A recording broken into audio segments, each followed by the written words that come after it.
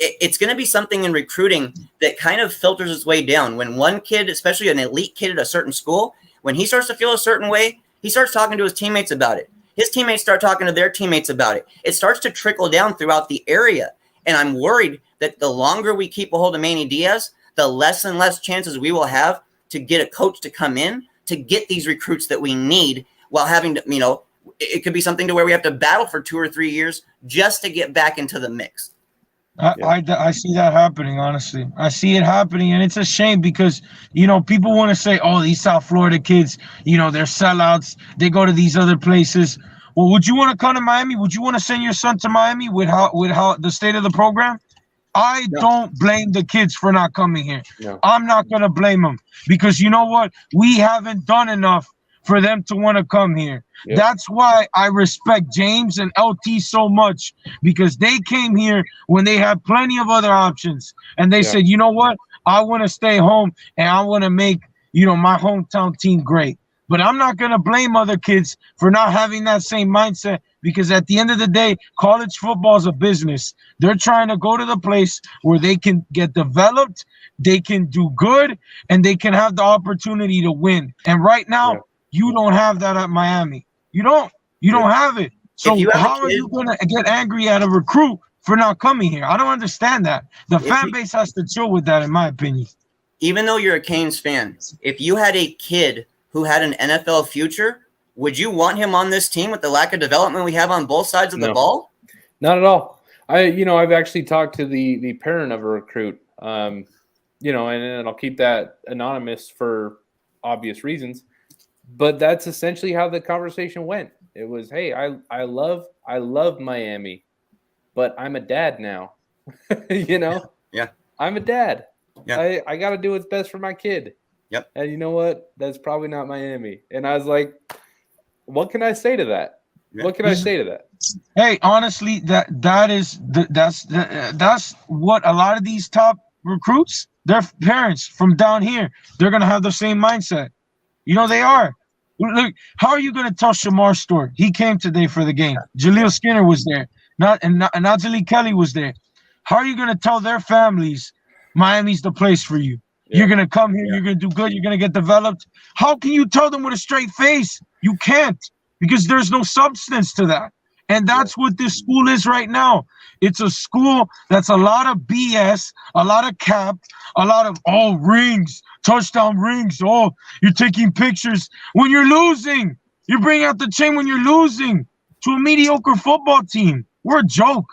And honestly, recruits, if you come here, I respect you a lot, because you must really care about this program. And we need more people like you. But I'm not going to hold it against you. If you want to go somewhere else and get developed, hey, more power to you. Because at the end of the day, if Miami cared about football the way they should, we wouldn't be in this predicament. We have only ourselves to blame. The people at the top have let football fall off the wayside. And that's what happens when you don't really care. It's infuriating, man. I mean, I know I've talked about this point so many times, between Twitter and the different platforms that I'm on. I just need someone to make it make sense to me, okay? Our whole university borrows authority from the football team, okay? Look at our official letterhead. It has the green and orange U on it, okay? It's not some block font thing like most schools have, We use the football logo for everything, okay? It's on the side of hospitals, okay? It's on official letterhead, okay? It's on official buildings. It's on everything, okay? It has weight. The logo holds weight, yet they won't maintain it, man. They won't maintain it. It's mishandling a multi-million-dollar company. Basically, if somebody handed you $100 million company and you kept screwing it over, do you think you'd have a job there anymore? No. If you're losing them money, you're not going to keep that job. So here's the thing is, while Blake James might have been able to turn a profit a little bit with some of the football stuff going on, long-term, it's simply not viable. It's not viable at all. And when you hit that point to where you're kind of teetering on that, if things go downhill quick, dude, it can be like a gut punch to a program. It can be a damn near like a death blow to a program to where they truly have to start over. But maybe that's where we are at Miami. Maybe we do need to suck so bad that we have to blow the entire thing up and basically say, all of you guys that had positions here that had something to do with the football team, you're gone because you sucked at your job. Yep. I think that needs to be happen. It has to. There needs to be a cleanse, straight up. You know, Purge. and it's straight up. And I mean, I pray it happens. I really do. And you know, I was thinking before the year there was 2 ways this season was gonna go. You know, Manny was either gonna step up and go 11-1, or he was gonna fail, and the wheels were gonna fall off, and we were gonna go into the abyss. We're looking at the abyss right now, and it's staring right back at us. Oh, dude, we are knee deep in the abyss. Yeah. We're not even just headed there. We are almost up to our waist at this point in the abyss. Yeah, absolutely, without a doubt. And I think honestly at this point, you know, whatever happens, happens. You know, if we continue to lose, maybe, you know, it'll force them to do something. I mean, it shouldn't come to that though. You feel me? Like you see all these programs that care about football, they don't let things get this bad.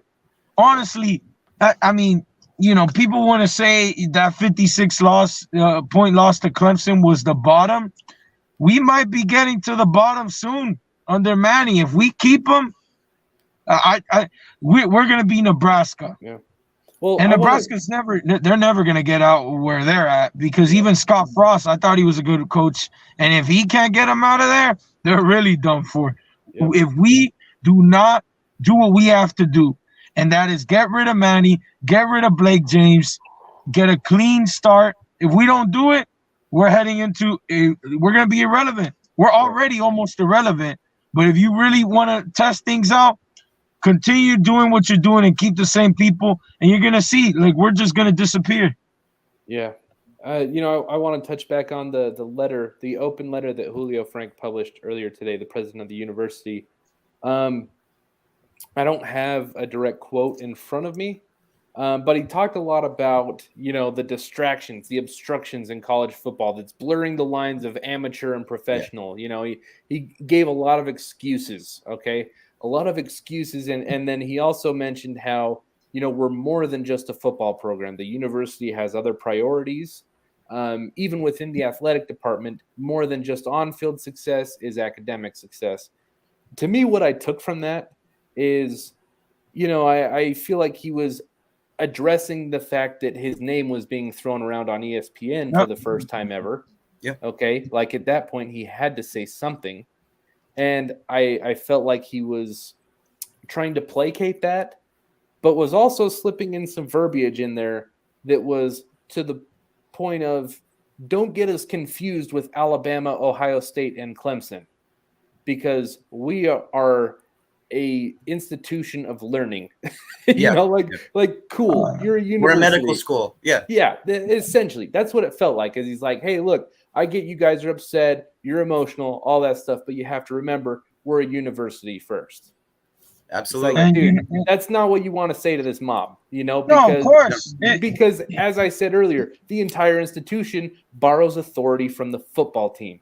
Yes. Okay? Without the football team, why in the world would anyone in America care about a small private school that nobody can afford in Coral Gables, Florida? Why would anybody in America care about that school without football? Honestly, okay? I'm from Salt Lake City. Why would I care about that school at all?